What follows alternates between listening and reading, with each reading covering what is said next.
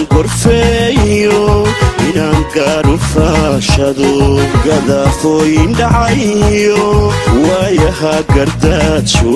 waqtiga gunaanaday anna waxaan gudiyayo midkaan soo gudbinayo gooni isu taagani waa go'aan dadweyno gees laga mara jirin taladan gorfeeyo inaan gaadho faashado gadafooyin dhacayo waayaha gardaajo waqtiga gunaanaday anna waxaan gudiyayo midkaan soo gudbinayo gooni isu taagani waa go'aan dadweyno gees laga mara jirin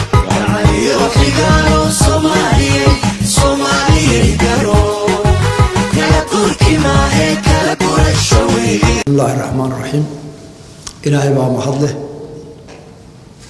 maanta halkan isku keenay dhammaanteen mahadda labaad waxa le madaxweynaha Djibouti iyo shacabka Djibouti iyo dalka Djibouti oo sodolkii sanadood ee Soomaali burbursanayd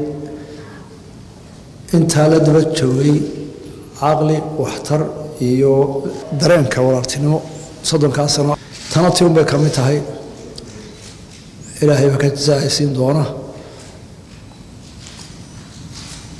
inagii shirkeena maanta qof wada af Soomaali ku hadlaaba meel kasta ha jooga shirkan lagu bukulay professor geelchire mid beer qodaya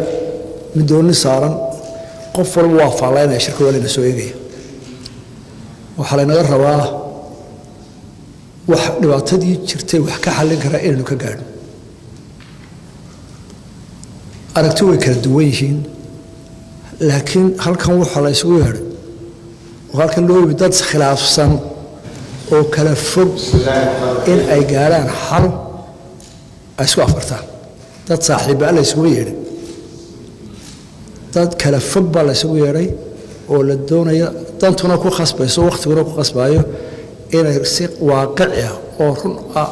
u helaan xal ku gaaraan taas ay nasaaran qof waliba hadadaalo hadalkana runta haddii aan laga sheegin murug buu galaa run la isu sheego wixii la tabanaya si adag laga wada hadlo wixii la wada goostay ee lagu heshiiyana run laga dhigo hal rumeey taas baa inaga soo ku soconaa xagga yaga waxaan halkan la mid run wixii dhibaato aan sheegno wixii dan inoo wada ma hadanta Soomaaliya qoys maanta Soomaali maxaa u dana qodobka u dana ee ka fursan weynayna waan la nimid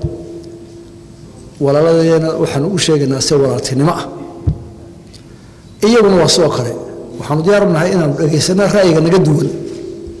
kaayaga ka fog inaan dhageysano oo dulqaadkeeda yeelo oo rogrogdawaan u nim idinkana saayis lagban ka doonaynaa shalay arintu waxay ahayd madaxweynayaashii waa shiray oo hadlay oo dhageysanay mas'uuliyadii waan soo wareejin guddiga wasaaradda loo soo wareejiyay anaa tilmaantayda waan nidhi halka war hal wada heshiiyo war wax la isla afkarto waa dhamayn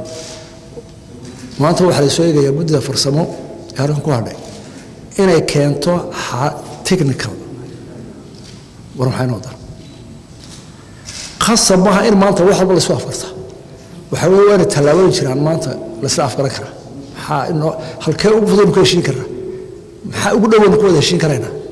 أذك أنا وحالي رضا معي إلى حالي ما ناكل الصحة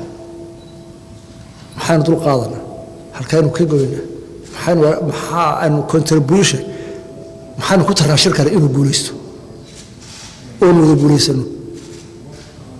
آد بان صوتين